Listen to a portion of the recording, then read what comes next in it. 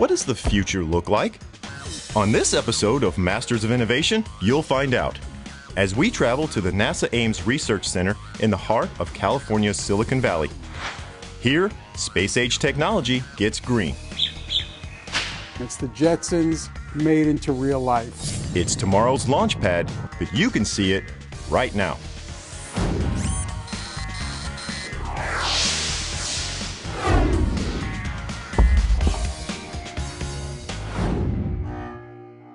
NASA innovations have landed robots on Mars and even men on the moon, but it also has practical applications a lot closer to home. Here at the NASA Ames Research Center, some of the agency's top minds are repurposing technology once meant for space to make things more sustainable right here on Earth. We're going to make the morning commute faster and greener than ever before. And we'll see how NASA is partnering with Silicon Valley startup companies to bring these futuristic technologies to the market soon. It's out-of-this-world innovation aimed at protecting the one planet in this galaxy that we can't live without, Earth.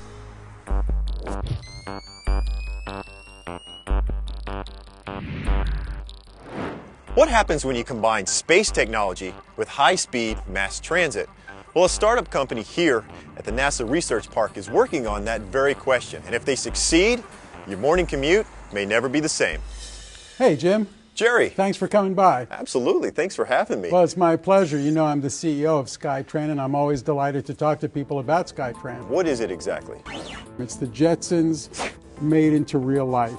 We'll actually take you from where you are to where you want to go without getting stuck in traffic. Very fast, very comfortable, relaxed. You can be watching television, being on your computer, sending emails, and you're going to like it. Well, I already like it. Are you kidding? It sounds wonderful. This is a high-speed rail system, essentially. I mean, it's not going to just go at like a 40, 50 miles an hour. This thing can zip.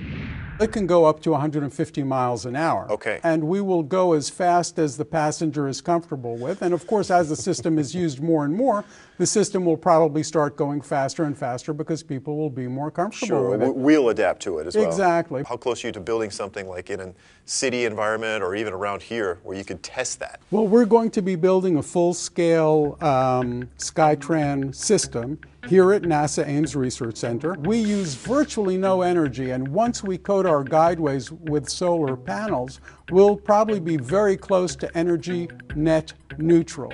SkyTran is a sophisticated transit system, and it'll need an advanced computer system to keep it safe. That's why we're working with NASA, right? We want to make sure that computer system is safe and reliable. This is where Robert Birch's expertise takes the driver's seat. So here's a typical station.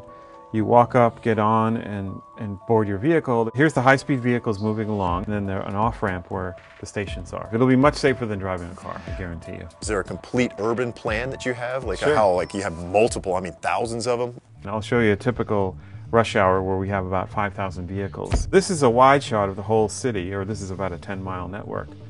And each of these circles are stations, and the vehicles are little squares here. This would be impossible and expensive to really put out into the real world, wouldn't it? Because it's so lightweight, it's 10 times cheaper than any bus or train system, and probably 100 times cheaper than building a highway. Modules are mass-produced in a factory, and then all you need is poles on the sidewalk, put up your steel guideway, and it all comes together like a Tinker Toy. It'll have magnets all the way down the line? Is that how it'll work? It would be too expensive to do it that way. The magnets are only in the vehicle. There's coils in the guideway, and when the magnets fly by the coils, it induces a magnetic field, which then lifts the vehicle. And takes away the friction element of it and allows it to move much, much, much faster. Think about it just like using your iPhone to reserve a movie, right? You put your destination to your phone, and it calls up a vehicle, and it tells you what time the vehicle will be at the station, or you tell the system what time you want the vehicle to arrive. Now, could people have their own vehicles? Absolutely. I think initially it'll start where everybody shares the vehicles, just like mass transit. How close are you on this? Basically, the system is ready to go. We just need to add water and mix. Well, I hope you get it out there soon, because you'd be doing a great service to all of us out there who have to fight the daily commute.